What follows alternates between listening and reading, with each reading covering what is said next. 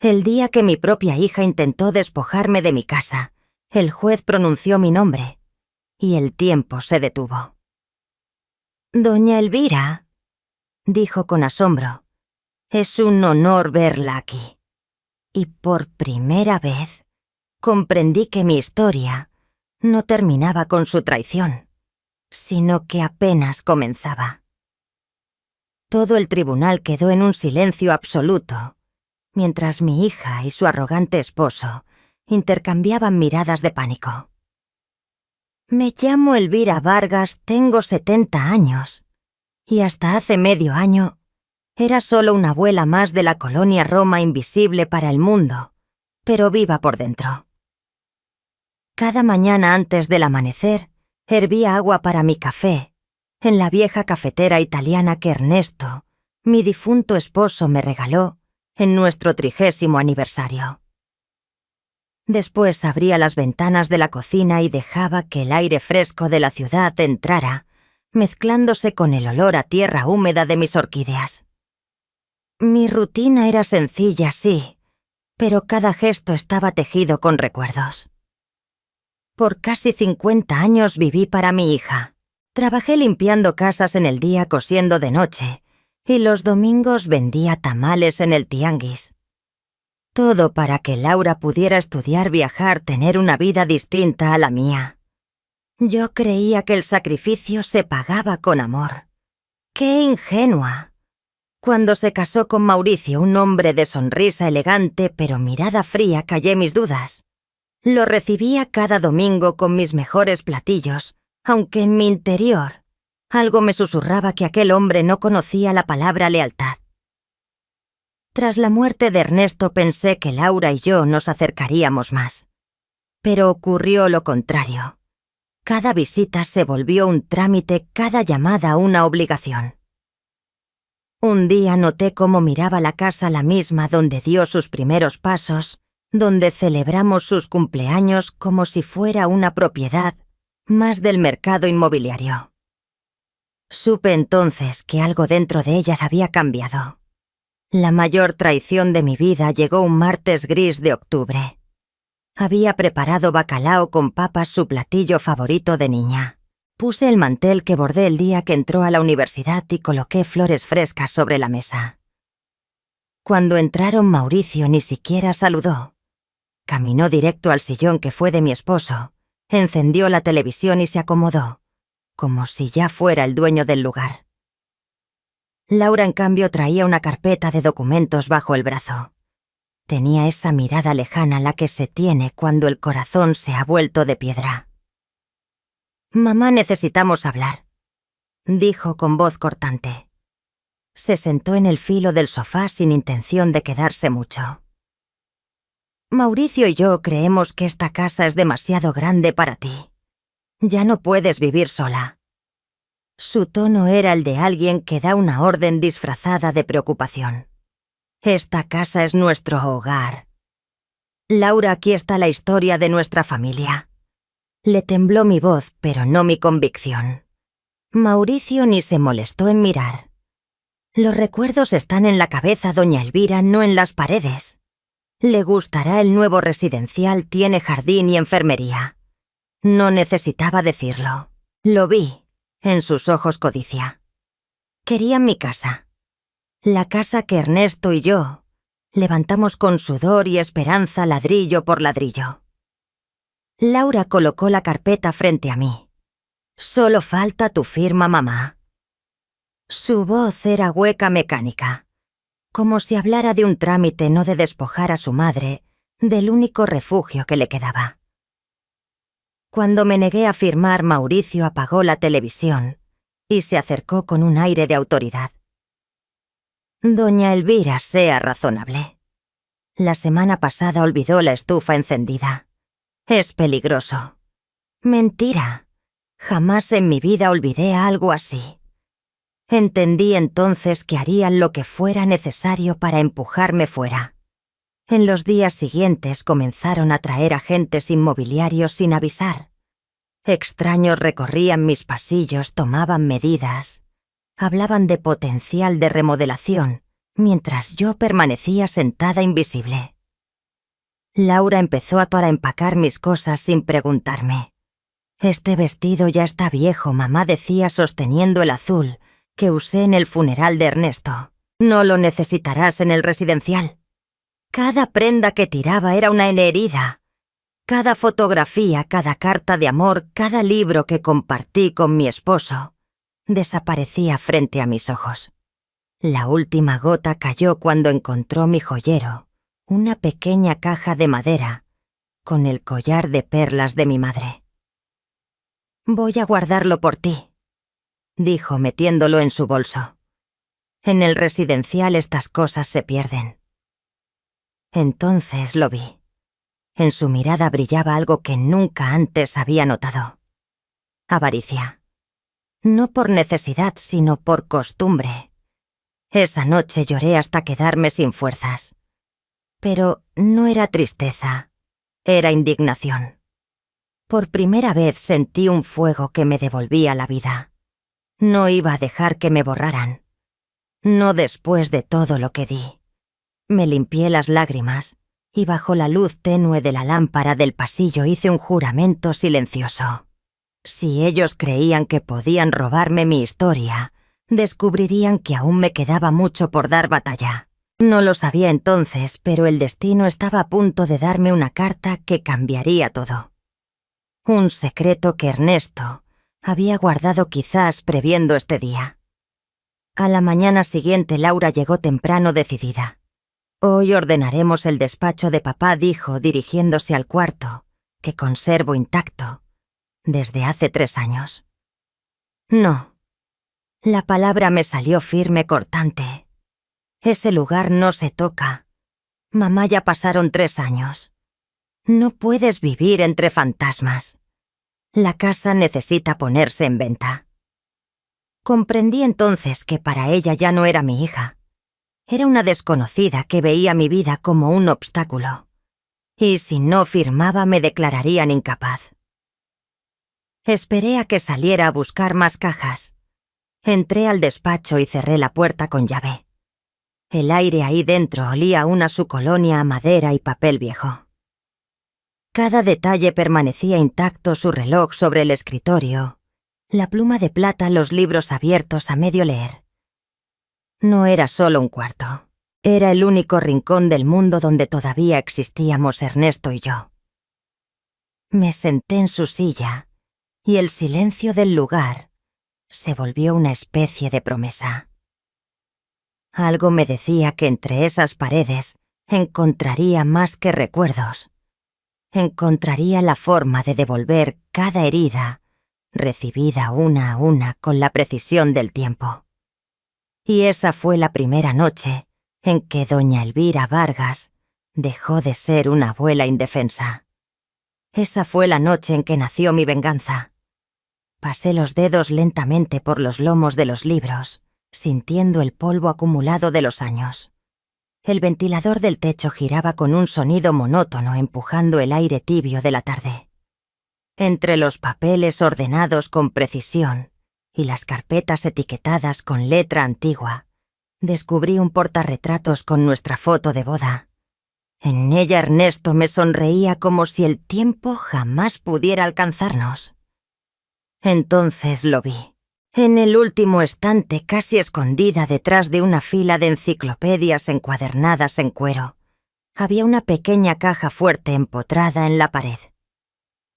En 47 años de matrimonio jamás supe que existía. Mi corazón empezó a latir con fuerza. Toqué el metal frío y traté de adivinar la combinación. Probé nuestra fecha de boda. Nada. El cumpleaños de Ernesto. Tampoco. Intenté con la fecha de nacimiento de Laura, pero el sonido seco del mecanismo me negó la entrada. Me quedé unos segundos en silencio, dejando que el viento que entraba por la ventana moviera ligeramente las cortinas. Entonces, casi por intuición, marqué la fecha en que nos conocimos, aquella tarde lluviosa de domingo, en la que buscamos refugio bajo el toldo de una pastelería de la colonia Condesa. El clic metálico que siguió fue tan inesperado que me quedé inmóvil. La caja se abrió. Dentro había una carpeta de cuero con las iniciales EB, grabadas en dorado. La abrí con manos temblorosas y de inmediato el mundo se detuvo. Había escrituras de propiedades, extractos bancarios de cuentas que nunca supe que existían, certificados de acciones en empresas importantes, pólizas de seguros, que superaban cualquier cosa que hubiera imaginado. Y en medio de todo eso, un sobre sellado con mi nombre escrito, en la caligrafía elegante e inconfundible de Ernesto. Mis dedos temblaban cuando lo abrí. Mi querida Elvira, si estás leyendo esta carta significa que ya partí y que has encontrado lo que guardé para proteger tu futuro. Perdóname por mantener en secreto nuestros verdaderos recursos durante tantos años. No fue desconfianza, sino prudencia. Desde el principio desconfié de Mauricio. Hay en él una ambición fría que me preocupó desde el primer día. Temía lo que podría pasar cuando yo ya no estuviera para cuidarte. Por eso construí esta red silenciosa invirtiendo cada peso extra que lográbamos ahorrar. Todo lo que está en esta carpeta te pertenece solo a ti. Laura solo tendrá derecho a una pequeña parte, y únicamente si te cuida con el mismo amor y dedicación con que tú la cuidaste a ella. Si no lo hace tú, tendrás todo el poder para protegerte. Usa este poder con sabiduría, mi amor, no por venganza, sino para reclamar el respeto que siempre mereciste. En el fondo, Laura tiene buen corazón, solo que es fácil de influenciar. Pero si llega el momento y necesitas defenderte, ahora ya sabes cómo hacerlo. Con todo mi amor por siempre, Ernesto. Me quedé paralizada, las lágrimas cayendo sin control. Ernesto, tan discreto, tan callado, había levantado en secreto un escudo invisible para mí. Mientras yo creía que vivíamos modestamente, él construía un futuro silencioso, sólido, indestructible. Revisé con más calma los documentos. Lo que encontré me dejó sin aliento: la escritura del edificio donde Laura y Mauricio vivían. El departamento lujoso del que presumían en cada reunión, el símbolo de su éxito, en realidad era mío. Supe entonces que todo este tiempo habían estado pagando renta a una administradora que depositaba el dinero directamente en una cuenta a mi nombre. Una cuenta que jamás supe que existía. Y había más. Entre los papeles descubrí participaciones accionarias en la empresa donde Mauricio trabajaba. No eran acciones simbólicas, le daban voz y voto, incluso poder de decisión sobre el futuro de ejecutivos como él. Me senté en el suelo rodeada de papeles que representaban más dinero del que jamás había imaginado tocar. Reí entre lágrimas, una risa entrecortada, rota, como si mi cuerpo no supiera si celebrar o llorar. Ellos creían que me estaban despojando de mi hogar, sin saber que esa casa era la más humilde de mis propiedades. En ese instante, un golpe seco en la puerta me devolvió a la realidad. Mamá, abra esa puerta ahora mismo», gritó Laura con la voz cargada de irritación. Guardé rápidamente los documentos más importantes en mi bolso y devolví el resto a la caja fuerte. Cerré el cerrojo con cuidado, asegurándome de que el clic final quedara bien marcado en el silencio. Cuando abrí la puerta, ella me observó con impaciencia, los brazos cruzados, el ceño fruncido. ¿Qué estaba haciendo aquí adentro? La miré a los ojos y sonreí apenas, con esa calma que uno solo tiene cuando conoce un secreto demasiado grande. Solo me despedía. La puerta quedó entreabierta. Un hilo de luz del atardecer entró y se proyectó sobre el retrato de Ernesto, que parecía sonreírme desde su marco. Y por primera vez en mucho tiempo, sentí que ya no era la víctima de su historia, sino la autora de la mía. Respondí con una calma que la descolocó. «Tienes razón, Laura. Tal vez sea momento de seguir adelante». Ella me miró con cautela, intentando descifrar si hablaba en serio. Luego, poco a poco, su expresión se suavizó como quien cree haber ganado una batalla. Me alegra que lo entienda, mamá. Verá que es lo mejor para todos. Sí, asentí con una sonrisa tranquila, sosteniendo con fuerza el bolso, donde guardaba los documentos que cambiarían todo. Estoy segura de que cada uno tendrá exactamente lo que se merece. Esa noche, mientras Laura y Mauricio brindaban con vino caro en la sala celebrando su aparente victoria, marqué un número que había encontrado entre los contactos de Ernesto. Doctora Elena Viana, dije al escuchar su voz. Soy Elvira Vargas, viuda de Ernesto Vargas. Necesito su ayuda con un asunto urgente relacionado con mi herencia. Cuando colgué, miré la fotografía de Ernesto en la mesita de noche. La lámpara proyectaba sus sombras sobre la pared y sentí que me sonreía con complicidad. Siempre lo supiste, ¿verdad, viejo mío?, susurré. Aquella noche dormí profundamente por primera vez en meses. No con resignación, sino con la paz de quien al fin recupera el control de su destino. 3 días después estaba sentada frente a Elena. Tal como Ernesto, la había descrito una mujer de mirada aguda, de esas que te leen el alma antes de que hables. Me ofreció café mientras hojeaba las copias de los documentos que le había enviado. Doña Elvira dijo con serenidad: su esposo fue un hombre sumamente meticuloso. Todo está perfectamente en orden. Las inversiones son legales, los títulos auténticos y el testamento incontestable. Usted sin duda es una mujer muy rica. Sus palabras me parecieron ajenas, imposibles. Yo que contaba monedas para el pan y el gas. Rica. Pero Elena continuó mostrando un informe con cifras y propiedades que parecían irreales. Lo más interesante, añadió, es cómo su esposo estructuró todo. Su hija y su yerno no podrán impugnar nada. La cláusula de comportamiento en el testamento es brillante, solo heredan si la tratan con amor y respeto. Guardé silencio asimilando la magnitud de aquello. Considerando lo que me contó sobre sus intentos de expulsarla de su propia casa, dijo inclinándose hacia mí. Podemos demostrar fácilmente que violaron esa cláusula. ¿Y qué debo hacer ahora?, pregunté aún, intentando procesarlo todo. Elena entrelazó las manos sobre el escritorio y me miró fijamente. Primero, no firme absolutamente nada. Segundo, siga fingiendo que no sabe nada. Cuanto más se expongan, mejor para usted. Y en cuanto a la casa, deje que crean que ganaron. Finge estar considerando el residencial. Pregunte, investigue. Cuanto más hablen, más pruebas tendremos. Asentí en silencio. Por primera vez sentí que alguien jugaba en mi equipo. Durante las semanas siguientes seguí sus instrucciones al pie de la letra. Dejé que Laura y Mauricio creyeran que me habían doblegado.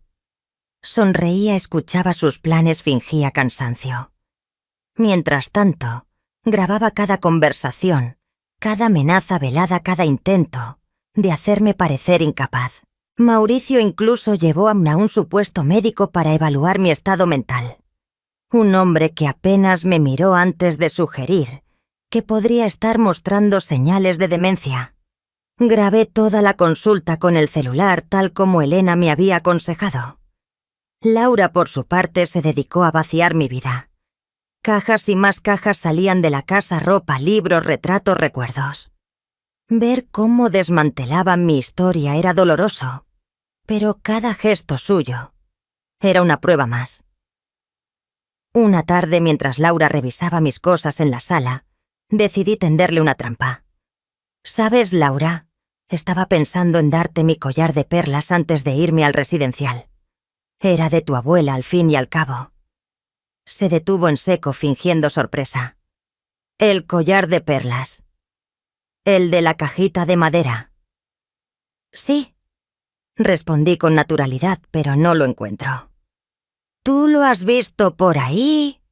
Un leve rubor le tiñó las mejillas. No sé de qué me hablas. Qué raro, continué con voz tranquila. Tampoco encuentro los aretes de zafiro que tu padre me regaló en nuestro aniversario número 40. Espero que no se hayan perdido con tanto movimiento. Su mirada vaciló apenas un segundo antes de inventar una excusa que los había guardado en un lugar seguro. Esa noche llamé a Elena para contarle. «Perfecto», dijo satisfecha. «Estamos construyendo un caso sólido de abuso patrimonial». El momento decisivo llegó cuando le pedí a Laura visitar el residencial antes de tomar mi decisión. Me llevaron un domingo. Desde que crucé la puerta supe que aquello no era un hogar, sino un depósito de almas olvidadas. Habitaciones diminutas, personal agotado y un olor penetrante a desinfectante intentando cubrir la vejez y el abandono. «¿No es maravilloso, mamá?», dijo Laura con entusiasmo forzado. «Mire, hasta tiene una sala de televisión comunitaria». Miré ese cuarto triste donde 6 ancianos contemplaban un televisor viejo con la mirada perdida. Sentí un nudo en la garganta. «¿Cuánto cuesta este lugar?», pregunté. Mauricio respondió enseguida. «No se preocupe. Venderemos su casa y el dinero alcanzará para muchos años». «¿Y si vivo más tiempo que el dinero?», pregunté en voz baja. El silencio que siguió fue más elocuente que cualquier respuesta. Ellos no lo habían pensado. O peor sí, y no les importaba. De regreso a casa los escuché hablar entusiasmados sobre remodelar su nueva propiedad. Querían derrumbar paredes, modernizar la cocina, convertir mi habitación en oficina para Mauricio. «¿Y el despacho de tu padre?», pregunté de repente. Laura titubeó. «Estábamos pensando en hacerlo cuarto de huéspedes. O quizá un vestidor más amplio». Asentí despacio mirando por la ventana para ocultar las lágrimas. Aquella noche llamé a Elena y le dije con voz firme: «Estoy lista. Sigamos con el plan». 2 días después, Laura y Mauricio aparecieron con una sonrisa ensayada y un hombre trajeado. «Mamá, trajimos los documentos para que firme», anunció Laura extendiendo los papeles sobre la mesa de la cocina. «Tan pronto firme aquí y aquí podremos organizar su mudanza al residencial. Ya reservamos su lugar». Observé los documentos con calma, fingiendo estudiarlos cuando el timbre sonó. Mauricio frunció el ceño. «¿Quién será ahora?», murmuró irritado. Sonreí apenas. «Debe ser mi amiga Margarita», respondí con inocencia. Le pedí que viniera para ayudarme con algunas cosas. El sonido del timbre volvió a llenar el aire, y por primera vez vi un destello de inquietud en los ojos de mi hija. El juego, pensé, estaba a punto de comenzar. Cuando Mauricio abrió la puerta, no fue Margarita quien apareció, sino la doctora Elena Viana, acompañada por un oficial judicial y una trabajadora social. El aire cambió de inmediato. Hasta el reloj de pared pareció detenerse. «Buenas tardes», dijo Elena con una sonrisa contenida profesional. «Soy la doctora Elena Viana, abogada de la señora Elvira Vargas. Venimos por una visita oficial relacionada con una denuncia por intento de fraude y abuso contra una persona mayor». El rostro de Laura se desfiguró, la sangre se le fue del rostro. Mauricio, en cambio, trató de sostener la compostura. «Debe haber algún error», dijo extendiendo la mano que Elena ignoró con elegancia. «Solo estamos ayudando a mi suegra a mudarse a un lugar más adecuado a su edad». «Ah, sí, interesante», respondió Elena señalando los papeles extendidos sobre la mesa de la cocina. «Entonces puedo asumir que estos documentos fueron revisados por un abogado independiente que represente los intereses de la señora Elvira». El silencio que siguió fue espeso, casi físico. Se podía escuchar el zumbido del refrigerador y el tic-tac nervioso del reloj. También debo informarle, continuó Elena abriendo una carpeta, que tenemos razones para creer que algunas joyas y objetos de valor de la señora Vargas fueron retirados de esta casa sin su autorización. El oficial de justicia tiene una orden para verificarlo. Fue entonces cuando lo vi, el momento exacto en que Laura comprendió que todo su plan se desmoronaba. Sus ojos se abrieron con pánico, luego se endurecieron con rabia y finalmente se llenaron de lágrimas cuando la verdad la alcanzó. «Mamá, ¿qué hiciste?», susurró. Me puse de pie lentamente, con una calma que no recordaba tener. «¿Qué hice yo, Laura? Me defendí, así como tu padre sabía que algún día tendría que hacerlo». El oficial y la trabajadora social comenzaron a recorrer la casa, fotografiando las cajas apiladas, los cuartos vacíos, los papeles de transferencia, sin firmar, sobre la mesa. Elena permanecía a mi lado, serena, con la autoridad de quien sabe que la verdad está de su parte. «Señora Vargas», preguntó la trabajadora social, «¿se ha sentido presionada o coaccionada para dejar su casa contra su voluntad?». «Sí», respondí con firmeza. «Mi hija y su esposo me han presionado durante meses. Incluso me amenazaron con declararme mentalmente incapaz si no aceptaba ir a un asilo». Laura dio un paso al frente, furiosa. «Esto es absurdo. Solo intentamos cuidarla. Está confundida. Ha olvidado cosas, ha dejado la estufa encendida». «Interesante», interrumpió Elena, sacando un pequeño dispositivo de su bolso. «Tengo grabaciones de los últimos 2 meses que contradicen sus palabras, incluyendo una conversación donde el señor Mauricio admite haber inventado el incidente de la estufa para convencerla de que su madre no podía vivir sola». Mauricio se quedó helado. «Eso es ilegal. No pueden grabar sin consentimiento». «En realidad sí», respondió Elena con una media sonrisa. «La señora Vargas grabó dentro de su propia casa, donde tiene todo el derecho de proteger sus intereses. Además, contamos con informes médicos recientes que certifican su plena capacidad mental, emitidos por especialistas independientes, no por amigos del señor Mauricio». El oficial continuó su labor metódica mientras la trabajadora social tomaba notas rápidas. Laura se desplomó sobre una silla, llorando abiertamente. «Mamá, ¿por qué haces esto? Somos tu familia». «¿Familia?», repetí despacio, sintiendo un temblor en la voz entre tristeza y rabia contenida.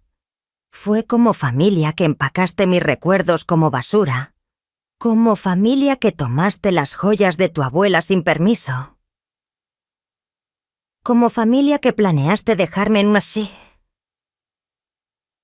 de tercera para quedarte con mi casa». «No es cierto», sollozó. «Mauricio me convenció de que era lo mejor para ti. Dijo que estabas perdiendo la memoria, que era peligroso que vivieras sola. Y le creíste a él, antes que a tu propia madre», pregunté con el alma desgarrada.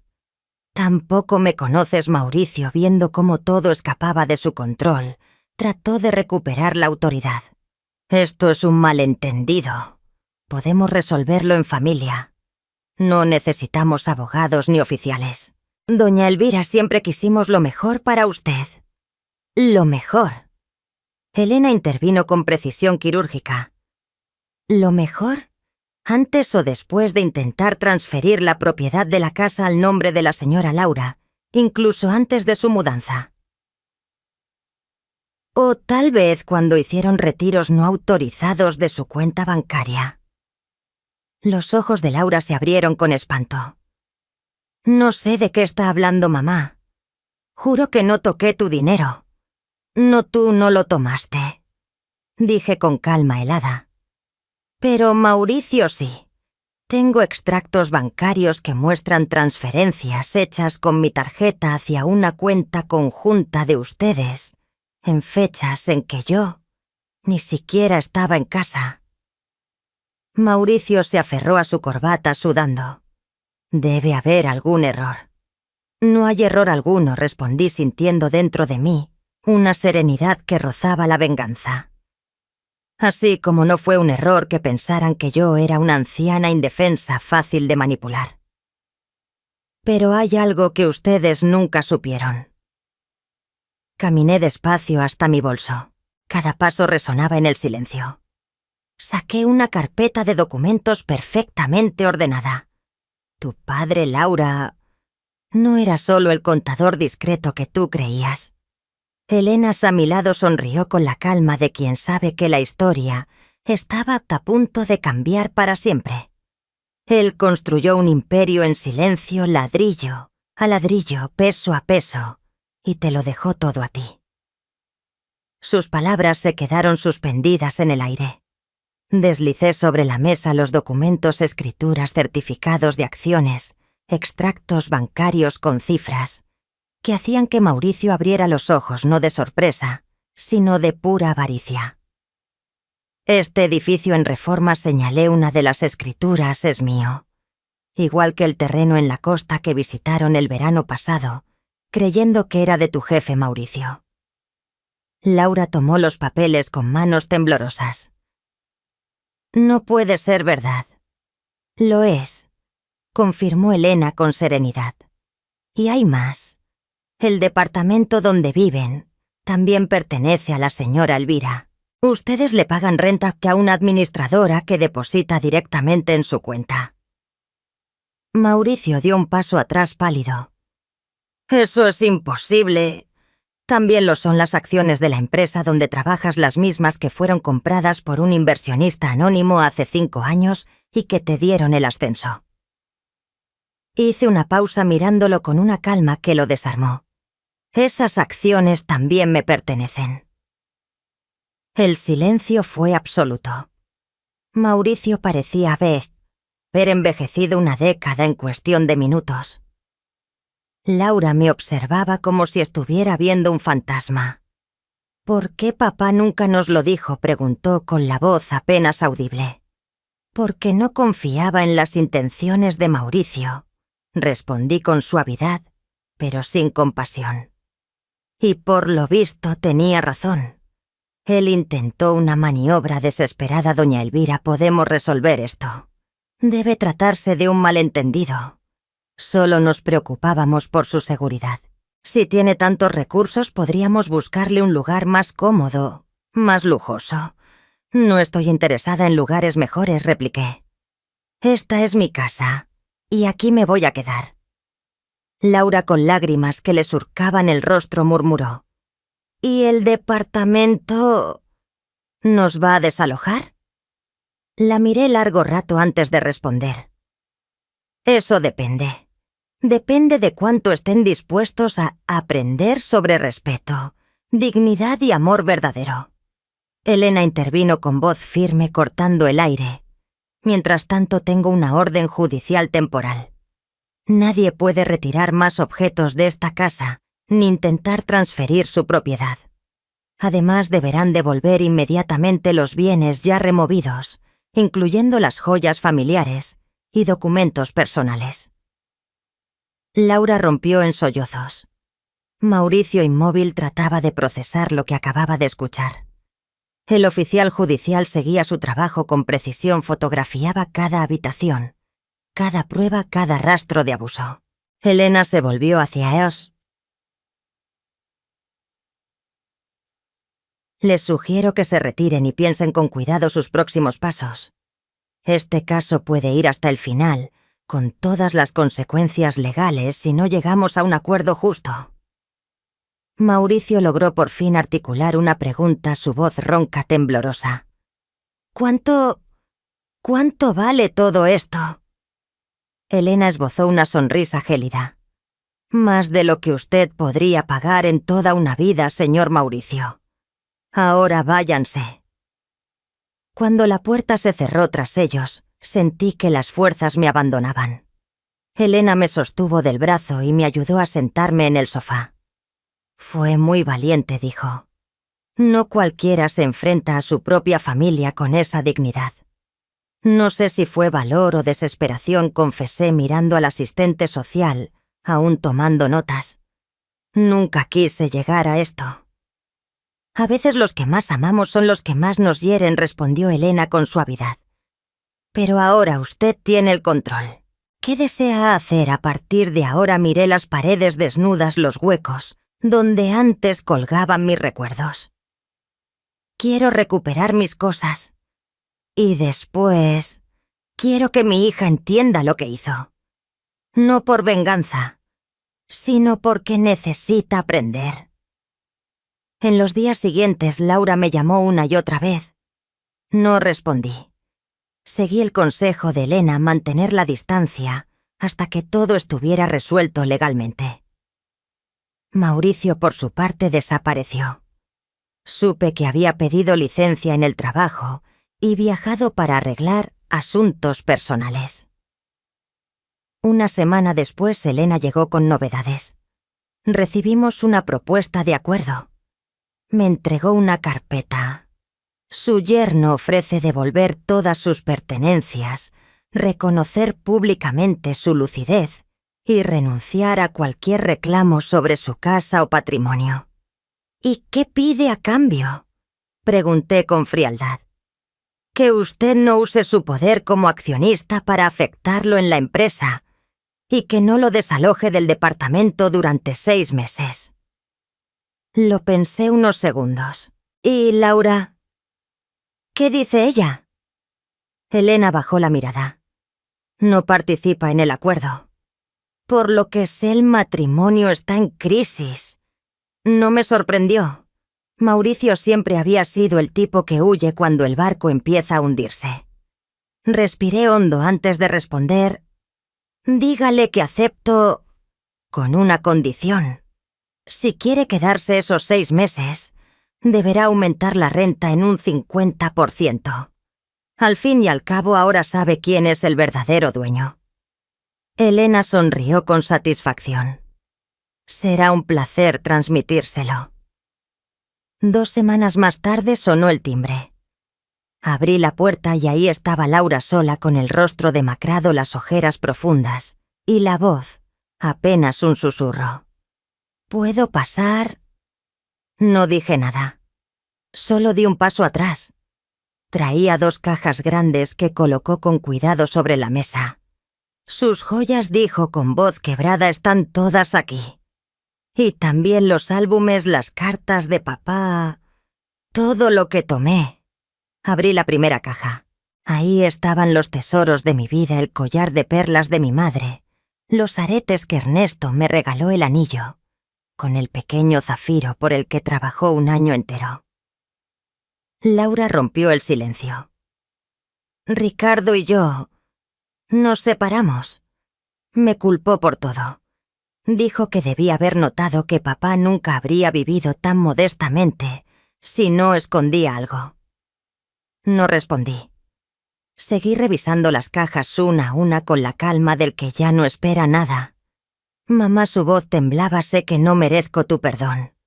Lo que hicimos, lo que permití que se hiciera, es imperdonable. Pero de verdad creí que estaba haciendo lo correcto.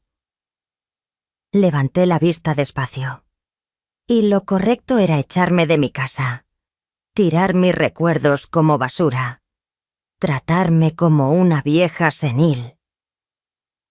El silencio que siguió fue tan largo que solo se escuchaba el leve crujido del reloj y el zumbido del ventilador girando. Ella bajó la cabeza, y yo entendí que por primera vez estaba viendo a mi hija, no como enemiga, sino como alguien que al fin comprendía el peso de su culpa. No, admitió Laura con el rostro cubierto de lágrimas. Mauricio me convenció de que usted estaba empeorando. Dijo que era peligroso que viviera sola. Inventó historias, que usted olvidaba cosas, que había dejado la estufa encendida. Y yo le creí. Le creí a él, en lugar de confiar en mi propia madre. El silencio se extendió por la habitación. Solo se oía el murmullo lejano del tráfico y el zumbido del ventilador, moviendo el aire tibio. ¿Por qué, Laura?, pregunté con la voz apenas contenida, sintiendo el peso de décadas de amor y sacrificio caer sobre mis hombros. Después de todo lo que hice por ti, ¿cómo pudiste creer que merecía eso?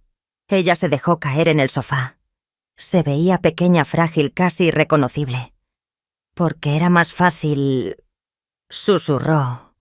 Más fácil creer que usted necesitaba ayuda que aceptar que me casé con un hombre que solo pensaba en dinero y apariencia. Más fácil fingir que la cuidábamos que admitir en lo que nos habíamos convertido. Su rostro se torció por la vergüenza. Las lágrimas le corrían libres, manchando el maquillaje que ya no tenía sentido. Cuando Mauricio sugirió vender la casa, me negué, continuó. Pero él empezó a sembrar dudas en mi cabeza, pequeñas preocupaciones sobre su memoria, sobre su capacidad de vivir sola. Y lo permití porque, en el fondo, también quería la casa. Quería borrar las huellas del pasado, las paredes que me recordaban lo que nunca fui como hija. Sus palabras me atravesaron más que cualquier traición. Ya no era solo codicia, era culpa. Una culpa tan profunda que necesitaba destruir lo que la hacía sentir inferior. Y ahora pregunté mirándola con calma. ¿Qué esperas de mí, Laura? Se limpió las lágrimas con la mano, el mismo gesto torpe de cuando era niña. Nada. No merezco nada. Solo vine a devolverle lo que es suyo. Y a decirle que aunque usted nunca me perdone, sé lo que hice. Y voy a pasar el resto de mi vida intentando ser mejor persona.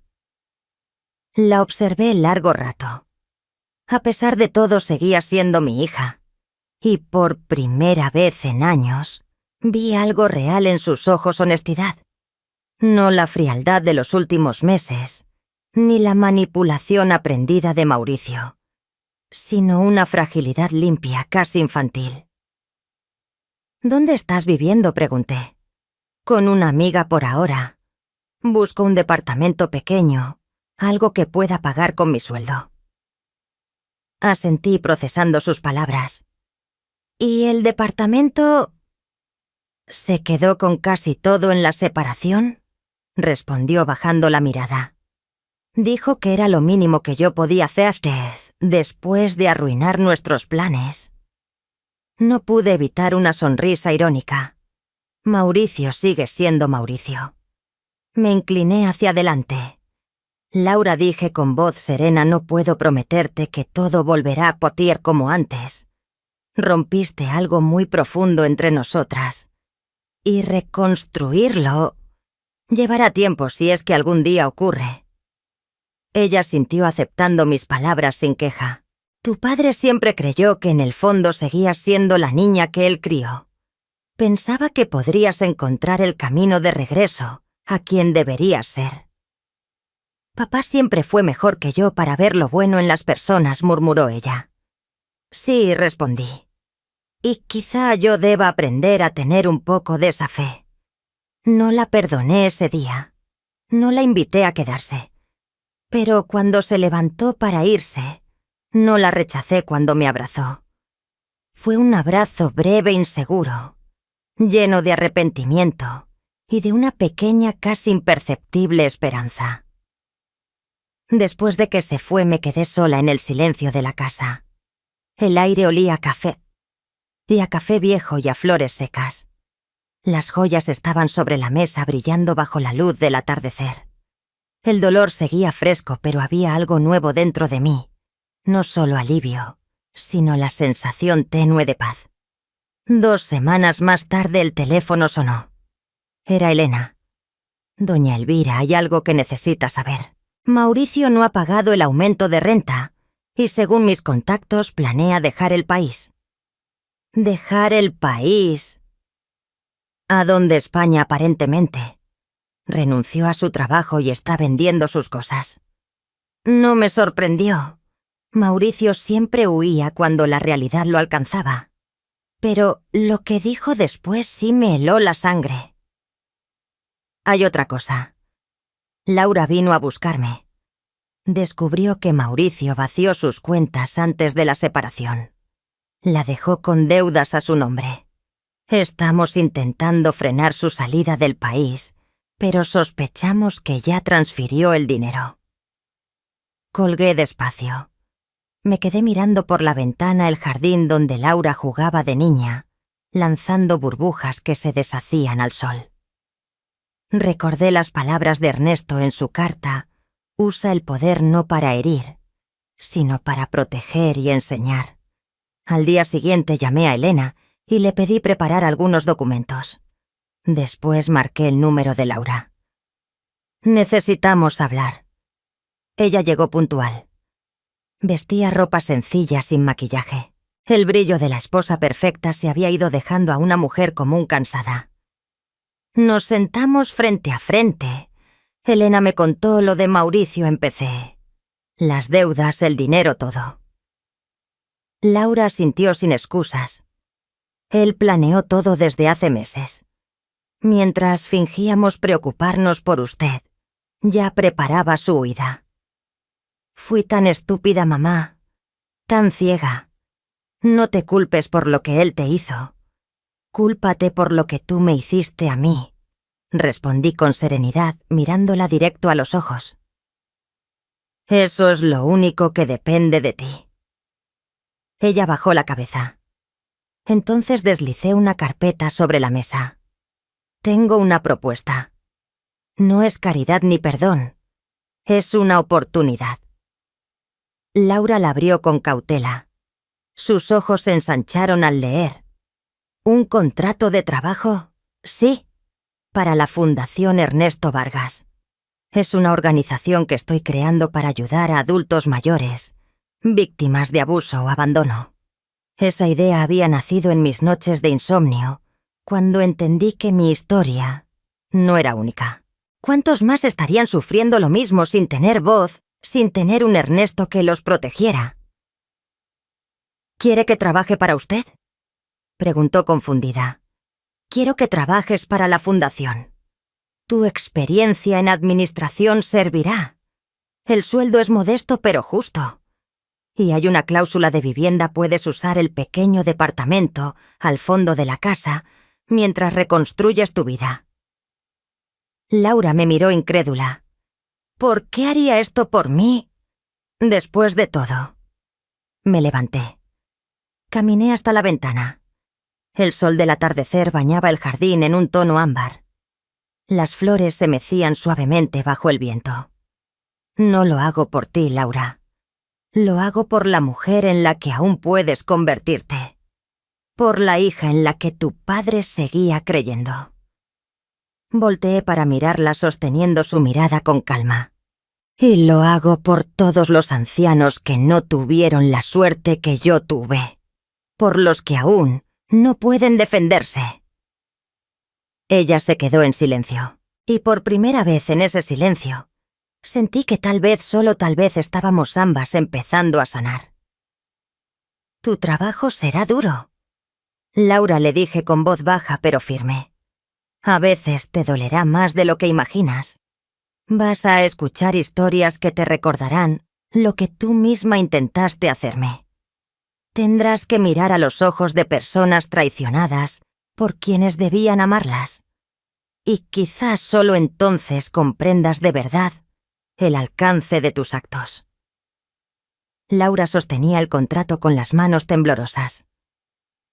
No sé si merezco esta oportunidad. Probablemente no respondí sin adornos. Pero tu padre siempre decía que el perdón no es algo que se gana, sino algo que se ofrece. No estoy lista para perdonarte del todo, pero sí para ofrecerte un camino. En los meses siguientes transformé el dolor en propósito. Con la ayuda de Elena fundé la Fundación Ernesto Vargas, utilizando parte del patrimonio que mi esposo había acumulado en secreto para protegernos. Compramos una vieja casona cerca de mi hogar, la restauramos y la convertimos en un refugio jurídico y emocional para adultos mayores que, como yo, habían sido víctimas de abuso o abandono. Laura, fiel a su palabra, trabajó sin descanso. Al principio los demás empleados la observaban con recelo, Todos conocían nuestra historia, una historia que jamás intenté ocultar. Pero poco a poco su entrega fue ganando respeto. Su redención no fue sencilla. Había noches en que regresaba con los ojos hinchados, de tanto llorar afectada por los testimonios de ancianos engañados por sus propios hijos, despojados de sus casas de su dignidad. Una noche, mientras ambas preparábamos té en la pequeña cocina compartida del fondo de mi casa, Laura me miró en silencio, antes de hablar.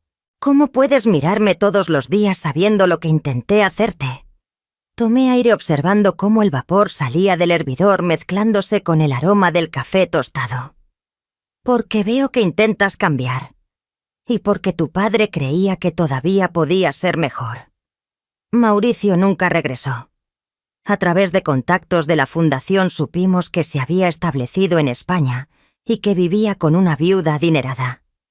No supe si era coincidencia o costumbre. Parte de mí pensó en advertirle, pero la otra comprendió que algunos hombres solo aprenden cuando se topan con alguien que sabe defenderse. Un año después de fundar la organización, recibí una noticia inesperada. La Secretaría de Derechos Humanos me otorgaría un reconocimiento por el trabajo realizado con adultos mayores vulnerables. El día de la ceremonia, mientras ajustaba el broche que había pertenecido a Ernesto, sentí una punzada en el pecho, orgullo y melancolía entrelazados. Desde el escenario vi a Laura en primera fila aplaudiendo con lágrimas contenidas. Esa noche, después del evento, caminamos juntas por el jardín. La brisa arrastraba el olor de las bugambilias recién florecidas. Laura llevaba un pequeño paquete entre las manos. «¿Qué es esto?», pregunté. «Ábralo», respondió nerviosa. Dentro había un libro artesanal hecho a mano. Cada página contenía una fotografía antigua, momentos congelados de nuestra vida. Laura había recuperado esas imágenes que un año antes había empacado con frialdad. Pero esta vez, junto a cada una había una carta escrita de su puño y letra. Reflexiones, disculpas, recuerdos. Pasé meses buscándolas, me explicó. Algunas estaban con Mauricio, otras las había regalado sin pensar. Quise reunirlas no para borrar el pasado, sino para honrarlo. Pasé mis dedos sobre las páginas reconociendo rostros, lugares, momentos. En la última hoja había una foto reciente del equipo de la fundación frente al edificio restaurado. Debajo una inscripción simple. Para mi mamá, que me enseñó que nunca es demasiado tarde para empezar de nuevo. Y para mi papá, que siempre supo que yo encontraría el camino de regreso. No pude evitarlo. La abracé. Por primera vez en más de un año, sin reservas, sin rencor. No era un perdón completo, las heridas más hondas rara vez cierran del todo, pero era un comienzo. Un puente. Aquella noche, sentadas bajo las estrellas compartiendo silencio, pensé en Ernesto. Él no solo había planeado protegerme económicamente, también había preparado sin saberlo el escenario para algo más grande, nuestra redención. Conocía a su hija mejor que nadie. Sabía que podía perderse, pero también que podría volver a la luz. Mientras el viento movía las ramas del jardín y la luna se reflejaba en las ventanas del centro, sentí que Ernesto estaba ahí entre nosotras, satisfecho. Y justo cuando creí que el pasado había encontrado su descanso, llegó la noticia que volvería a cambiarlo todo. 18 meses después de haber fundado la organización, una llamada me despertó al amanecer. La voz al otro lado temblaba. Y supe antes incluso de escuchar las palabras que el destino aún no había terminado conmigo. Uno de los abogados jóvenes de la fundación tocó la puerta de mi oficina al caer la tarde. Traía el rostro pálido, serio, como si llevara una carga demasiado grande. «Doña Elvira, encontramos algo que usted debería ver». Me entregó una carpeta manila. El aire se sentía espeso, cargado del olor a papel viejo y café frío. Durante la investigación del caso de la señora Olivia, descubrimos un patrón que se repite. El mismo fraude, las mismas firmas falsas. Y adivine quién está detrás. Abrí la carpeta, y el tiempo pareció detenerse. Ahí estaba Mauricio bajo otro nombre, con otro corte de cabello, pero inconfundible. Su mirada cínica, capturada por las cámaras de vigilancia, me heló la sangre. Había regresado en secreto y estaba repitiendo su vieja fórmula: seducía a viudas mayores, ganaba su confianza y las hacía firmar documentos para traspasar sus propiedades a empresas fantasma. Él volvió... susurré. El abogado asintió con gravedad. Ya informamos a las autoridades, pero necesitamos a alguien que lo identifique oficialmente, alguien que pueda testificar sobre su conducta y métodos. Esa noche hablé con Laura. La luz de la cocina caía amarillenta sobre los documentos que había extendido sobre la mesa. Cuando vio las fotografías se le escapó un gemido ahogado. No cambió nada, dijo con voz rota. Solo encontró nuevas víctimas. La fiscalía quiere que declaremos en el juicio, expliqué. Yo ya decidí ir. Pero tú no tienes que involucrarte si no lo deseas. Laura me miró fijamente. Había en sus ojos la misma determinación que una vez vi en los míos. No, mamá. Tengo que hacerlo. No solo por nosotras, sino por todas esas mujeres. Durante las semanas siguientes trabajamos con la policía y el Ministerio Público. Dimos testimonio sobre el método de Mauricio, su manera sutil de plantar dudas, de aislar a las víctimas, de disfrazar el control con afecto. Laura fue clave. Contó sin evasivas cómo él la manipuló para que dudara de mí, cómo distorsionó mi imagen, hasta convertirla en una carga. Su voz temblaba, pero no vaciló. Era el peso del arrepentimiento transformado en coraje. El día del juicio llegó más rápido de lo que quisiéramos. Esa mañana el aire olía a lluvia próxima y a nervios contenidos. El tribunal estaba lleno. La prensa se agolpaba en los pasillos. La historia de la Fundación Ernesto Vargas y nuestro caso había despertado atención nacional. Cuando entré al recinto con Laura a mi lado, sentí que cada mirada se clavaba en nosotras. Las víctimas recientes de Mauricio estaban sentadas en la primera fila, mujeres, entre 60 y 80 años, con los rostros marcados por la dignidad y el dolor. Nadie merecía eso. Nadie. Entonces lo trajeron. Mauricio esposado con un traje barato y una corbata arrugada. Ya no era el hombre encantador de antes. Su elegancia impostada se había convertido en sombra. Cuando nuestros ojos se cruzaron, vi primero el odio, luego el cálculo.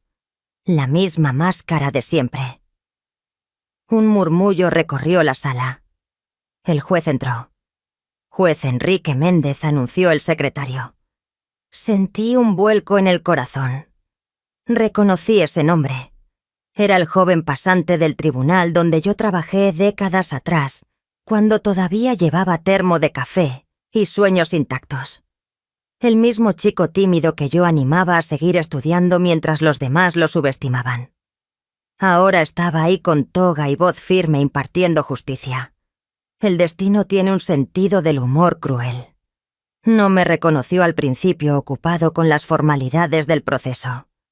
Pero cuando llegó mi turno de declarar y pronuncié mi nombre completo, levantó la vista. Sus ojos se iluminaron con sorpresa y un dejo de emoción.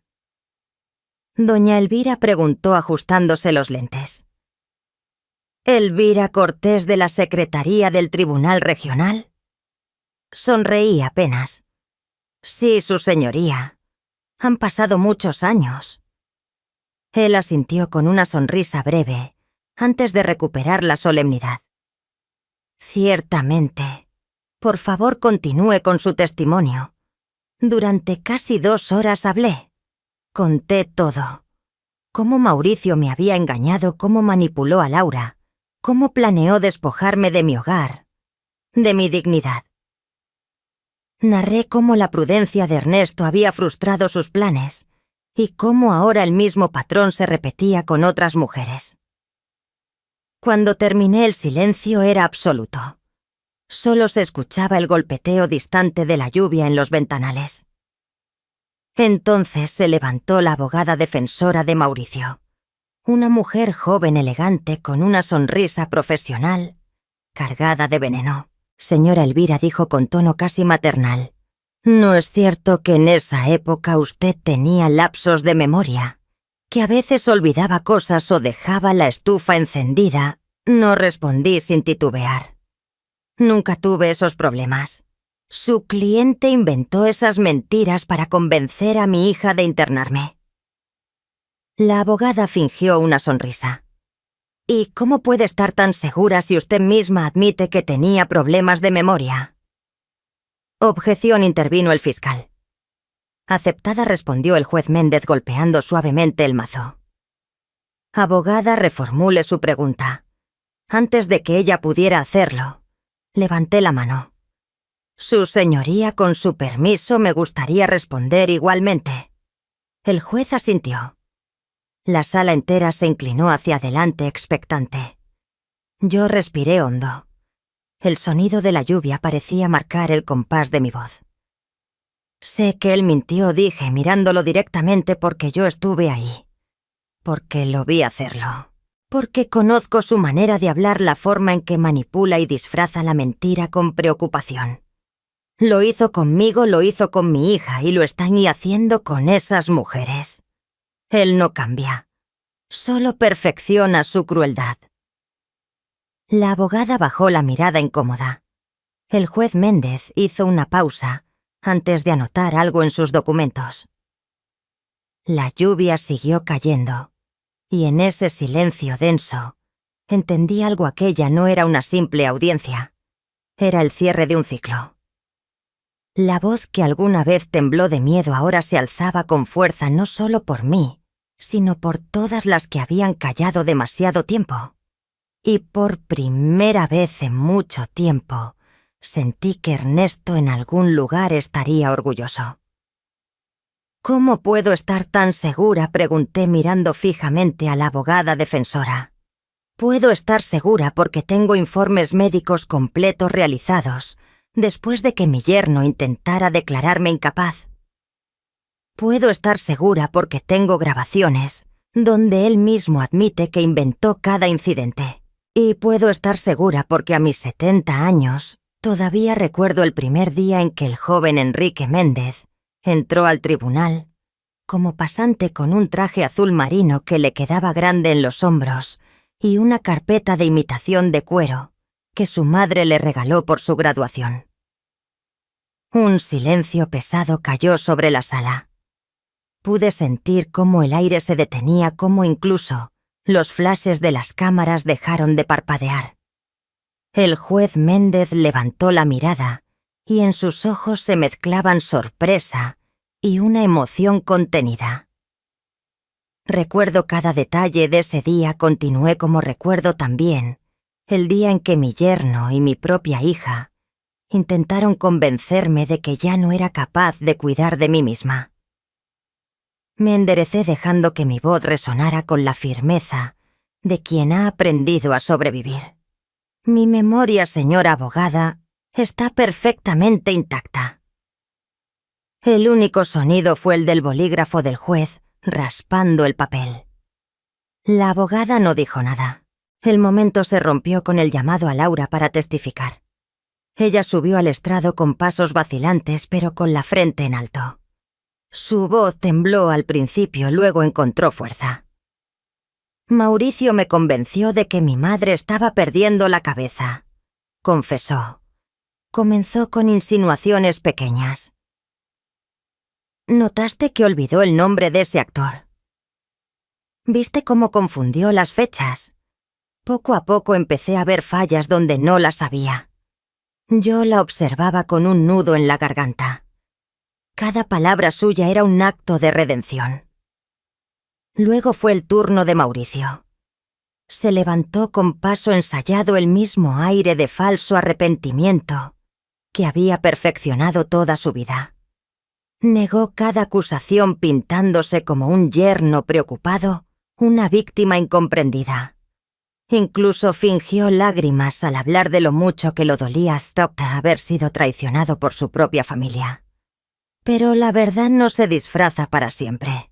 El fiscal proyectó grabaciones, conversaciones, donde Mauricio admitía haber fabricado pruebas, documentos falsificados y testimonios de otras mujeres viudas, engañadas por el mismo patrón. Finalmente presentó los movimientos bancarios, transferencias idénticas a cuentas fantasma, bajo su control. La máscara cayó, y con ella el último vestigio de su encanto. El juicio duró 3 días. Cuando el juez Méndez tomó la palabra para dictar sentencia, la sala entera contuvo el aliento. Su voz sonó grave, cargada de autoridad y humanidad. Mauricio Álvarez Castillo, dijo el juez, este tribunal lo declara culpable de estafa, falsificación de documentos, coacción y abuso en perjuicio de personas mayores. El eco de sus palabras retumbó como un golpe seco. El juez ajustó sus lentes antes de continuar. El acusado explotó la confianza de quienes más necesitaban protección. Personas en sus años de descanso, que merecían respeto, no manipulación. Particularmente inquietante es la frialdad con que planeó y ejecutó sus crímenes, escogiendo a sus víctimas por su vulnerabilidad. Hubo una pausa. El silencio fue tan profundo que se podía escuchar el zumbido de las luces del techo. Luego, con una mezcla de firmeza y compasión, pronunció: por estos delitos el tribunal lo condena a 12 años de prisión, en régimen cerrado, además de la restitución íntegra de los bienes y una multa proporcional al daño causado. Las palabras cayeron como piedras sobre el mármol. Mauricio bajó la cabeza derrotado. Su mirada por primera vez carecía de ese brillo manipulador. Cuando lo sacaron esposado, el juez Méndez me miró y asintió discretamente, un gesto tan leve que casi nadie notó. Para mí, significó toda una vida completa, cerrando un ciclo con dignidad. Afuera el aire olía a City, a libertad. Los periodistas rodeaban la salida, las cámaras brillaban, y varias mujeres mayores se acercaban con lágrimas contenidas. Una de ellas, de unos 80 años, tomó mis manos con fuerza. «Usted me dio valor», dijo entre sollozos. Después de verla hablar en televisión, entendí que mi sobrino estaba aquí haciéndome lo mismo. Gracias a usted, pude detenerlo a tiempo. Apreté sus manos. No dije nada. No hacía falta. Esa noche Laura y yo nos sentamos en el jardín con una botella de vino barato y 2 copas de cristal. El aire estaba tibio y las luciérnagas parecían flotar entre las bugambilias. ¿Sabes qué es lo más irónico?, dijo Laura, mirando hacia el cielo. Si Mauricio no hubiera intentado robarnos la casa, la fundación nunca habría existido. Asentí contemplando las estrellas. Tu padre solía decir que incluso en el dolor más profundo se puede encontrar propósito. Y creo que tenía razón, una vez más. Laura sonrió con esa sonrisa que por fin alcanzaba sus ojos, la misma que tenía de niña, antes de que la ambición y el miedo la transformaran. Él estaría orgulloso de ti, mamá, de lo que lograste. De nosotras, corregí suavemente. Él siempre supo que encontrarías tu camino de regreso. Nos quedamos calladas un largo rato viendo cómo el cielo se llenaba de luces distantes. El aire olía a la tierra mojada y una sensación de paz. Una paz ganada, no regalada, nos envolvía. La fundación ya no era solo un trabajo. Era una promesa cumplida. un refugio para quienes, como yo, alguna vez fueron despojados de todo menos de su dignidad. «¿Sabes?», dijo Laura rompiendo el silencio. «Cuando el juez te reconoció, fue como si la vida misma cerrara un círculo, como si todo, cada pérdida, cada lágrima tuviera finalmente sentido». Sonreí. La vida tiene su propia manera de devolver lo que das. A veces basta una palabra amable o un gesto olvidado, y décadas después el destino te lo devuelve cuando más lo necesitas. El viento sopló suavemente moviendo las hojas. Pensé en Ernesto, en su voz pausada, en su fe inquebrantable, en las segundas oportunidades. Y por primera vez en muchos años entendí que la venganza más perfecta no era el castigo, sino la justicia acompañada de paz.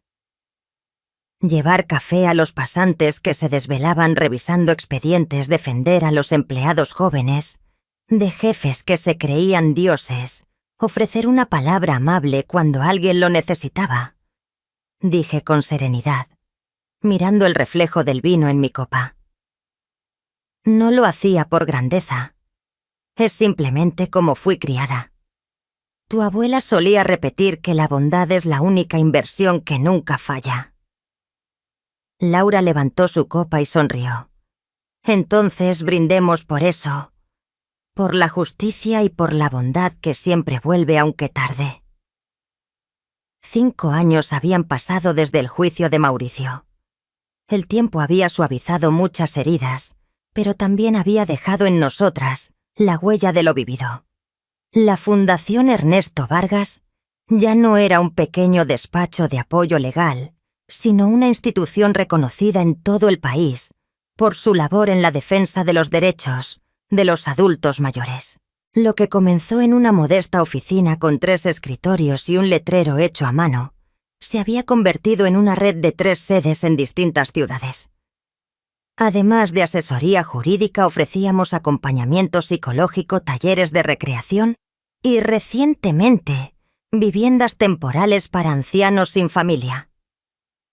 Aquella mañana de primavera el sol caía sobre el jardín de la fundación, llenando el aire con olor a jazmines y café recién hecho. Yo observaba a un grupo de señoras practicando tai chi bajo los árboles, moviéndose al ritmo lento de una música suave que venía desde la sala común. Laura apareció sonriendo con un sobre en las manos. «Llegó hoy», me dijo entregándomelo con cuidado. «Tiene el sello del Ministerio de Justicia. Creo que es lo que estábamos esperando». Mis dedos, ya un poco torpes por los años, rompieron el sello. El papel temblaba ligeramente entre mis manos. Leí las primeras líneas y sentí que la voz se me quebraba. «Fue aprobado», anuncié con un hilo de emoción contenida. «El proyecto de ley para la protección patrimonial y psicológica de los ancianos vulnerables fue sancionado». Laura se sentó a mi lado con lágrimas en los ojos. «Lo logramos, mamá. Realmente lo logramos». El proyecto, fruto de 3 años de trabajo junto a legisladores, abogados y organizaciones civiles, creaba mecanismos legales para proteger a personas mayores de 65 años contra el abuso financiero y emocional, especialmente de parte de familiares. Era el resultado de todo nuestro dolor convertido en propósito. Una manera de asegurarnos de que lo que nos pasó no le volviera a ocurrir a nadie más. «¿Tu padre estaría tan orgulloso?», murmuré guardando la carta en su sobre. No solo de nosotras, sino de cómo su visión nos empujó a construir algo más grande que nuestra propia historia. Laura apretó mi mano arrugada entre las suyas. Tenía ya 50 años, el cabello con algunas canas plateadas que le daban un aire sereno y maduro. Era una mujer distinta a la de antaño, fuerte, empática, con una mirada llena de vida. «Tengo algo que mostrarte», me dijo ayudándome a levantarme. «Una sorpresa que estamos preparando para el aniversario de la fundación». Caminamos despacio por el pasillo principal del edificio. El aire olía a pintura nueva y madera pulida. El sol de la tarde se filtraba por los ventanales dibujando franjas doradas en el suelo. Laura abrió una puerta que había estado cerrada durante semanas por remodelación. Al entrar me quedé sin palabras. Las paredes estaban cubiertas de fotografías. Docenas de rostros de hombres y mujeres mayores, cada uno enmarcado con una pequeña placa que contaba su historia. Rostros con arrugas profundas, pero con miradas llenas de dignidad. «Este es el corredor de las historias», explicó Laura con voz emocionada. «Queremos que cada persona que visite la fundación recuerde que detrás de cada caso hay una vida entera de recuerdos de luchas de amor». Avanzamos lentamente leyendo los nombres y los relatos. Doña Olivia, 82 años, recuperó su casa después de que su sobrino intentara venderla sin permiso. Don Alberto, 77, logró separarse de un matrimonio abusivo tras décadas de manipulación. Doña Carmen, 90, denunció a sus propios hijos por despojo y ahora daba charlas sobre independencia económica en la vejez. Cada historia era un eco de la nuestra, una prueba de que la resistencia también envejece con dignidad. En el centro de la pared principal, un espacio vacío esperaba un cuadro más grande. Laura me miró con una sonrisa tenue. «Y aquí irá tu fotografía, mamá, con la historia que empezó todo esto». Sentí un nudo en la garganta. No sé si merezco un lugar así. Al final tuve suerte. Muchos otros no tuvieron la protección que Ernesto me dejó. «Precisamente por eso tu historia debe contarse», replicó Laura con firmeza, «para que otros sepan que resistir es posible, que nunca es demasiado tarde para defenderse y que incluso las traiciones más crueles pueden transformarse en algo bueno». Me quedé en silencio un momento, dejando que sus palabras se mezclaran con el sonido de las risas que venían del jardín. El viento movía las cortinas trayendo olor a flores y a vida nueva. Todas esas personas, continuó Laura señalando los retratos, encontraron su voz porque tú encontraste la tuya primero. No respondí. Solo la abracé. En aquel pasillo lleno de memorias y luz, entendí que por fin el ciclo se había cerrado. La herida se había vuelto legado, y el dolor un puente hacia la esperanza. Esa noche, después de un día largo pero lleno de satisfacción, regresé a mi casa. La misma casa que 5 años atrás estuvo a punto de perderse entre mentiras y documentos falsos. Laura vivía ahora en una pequeña vivienda cerca de la fundación, pero seguíamos viéndonos seguido. Cenábamos juntas los jueves, y cada domingo venía temprano a desayunar conmigo retomando una costumbre que habíamos dejado atrás cuando el dolor nos separó. El aire olía a jazmín y tierra húmeda. Me senté en el porche con una taza de té caliente entre las manos, observando el jardín que Ernesto tanto había amado. Las orquídeas florecían con una belleza serena cuidadas por mis manos, que aunque más lentas aún sabían la medida justa de agua y sol. El viento soplaba suave moviendo las cortinas del corredor, y pensé en lo irónico que era todo. De una traición nació mi propósito. Del derrumbe, una nueva forma de vivir. Había perdido casi todo, y sin embargo había ganado algo más grande que cualquier herencia, la paz de saber que lo que sobrevivió en mí era más fuerte que el dolor. A mi lado sobre la mesita descansaba el joyero antiguo, que Laura una vez intentó llevarse. Lo abrí despacio. Dentro el collar de perlas de mi madre seguía intacto, brillante, como si el tiempo se hubiera detenido en cada cuenta. Al fondo de la caja un pequeño sobre blanco llamó mi atención. Era una nota. Reconocí la letra de Laura apenas la vi. «Mamá, sé que no puedo borrar el daño que te hice, pero cada día intento ser digna de la segunda oportunidad que me diste. En la fundación aprendo que no solo defendemos derechos, también devolvemos dignidad. Gracias por enseñarme que nunca es demasiado tarde para empezar de nuevo, ni para hacer lo correcto. Con todo mi amor y gratitud, Laura.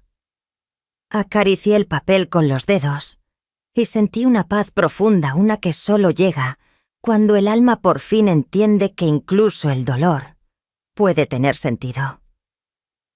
Cerré el joyero y apagué la lámpara. A la mañana siguiente el sol se filtraba tibio por la ventana. Me miré en el espejo mientras me preparaba para la ceremonia de conmemoración del aniversario de la fundación. El reflejo me devolvió un rostro marcado por los años, sí, pero también por la fuerza. Las arrugas no me avergonzaban. Eran los mapas de lo que había sobrevivido. Mis cabellos blancos brillaban con orgullo. Mientras ajustaba el broche de perlas, pensé en lo que diría en mi discurso. En las palabras que me hubiera gustado escuchar cuando todo se vino abajo. Nunca es demasiado tarde para defenderte. Nunca es demasiado tarde para convertir el dolor en propósito. Y nunca jamás es demasiado tarde para descubrir la fuerza que siempre estuvo dentro de ti, incluso cuando los que debían cuidarte fueron quienes intentaron destruirte. Cuando llegué a la fundación el lugar estaba lleno. Caras conocidas, autoridades, voluntarios, ancianos, que ahora caminaban erguidos con esperanza en los ojos. Era como mirar una cosecha después de una larga siembra. En el centro del salón estaba Laura esperándome. Ya no era la hija perdida que un día me rompió el corazón, sino una mujer completa, la nueva directora ejecutiva de la fundación. Me abrazó con ternura, con ese tipo de abrazo que no necesita palabras. Al subir al escenario sentí el peso de las miradas, la emoción contenida y el murmullo de los presentes que se desvanecía en el aire. Tomé el micrófono. Mi nombre es Elvira, dije con voz firme pero suave. Tengo 75 años, y esta es la historia de cómo estuve a punto de perderlo todo solo para encontrar un propósito mucho más grande de lo que jamás imaginé. Las luces me cegaban un poco, pero alcancé a distinguir las lágrimas discretas entre el público. Había esperanza, había reconocimiento, y sobre todo había determinación. Esa certeza de que mi historia no sería la última, que no sería única. Cuando terminé, los aplausos llenaron el salón como una marea. Levanté la vista hacia los ventanales altos donde el cielo azul se extendía infinito. ¿Viste, Ernesto?, pensé con una sonrisa. Tenía razón. Sobre todo. El viento entró por la puerta abierta moviendo las cortinas. Era como si él respondiera. Y supe en ese instante, que mi historia, esa historia de pérdida, traición y renacimiento, no me pertenecía ya solo a mí, sino a todas las mujeres que alguna vez creyeron que era demasiado tarde para empezar de nuevo.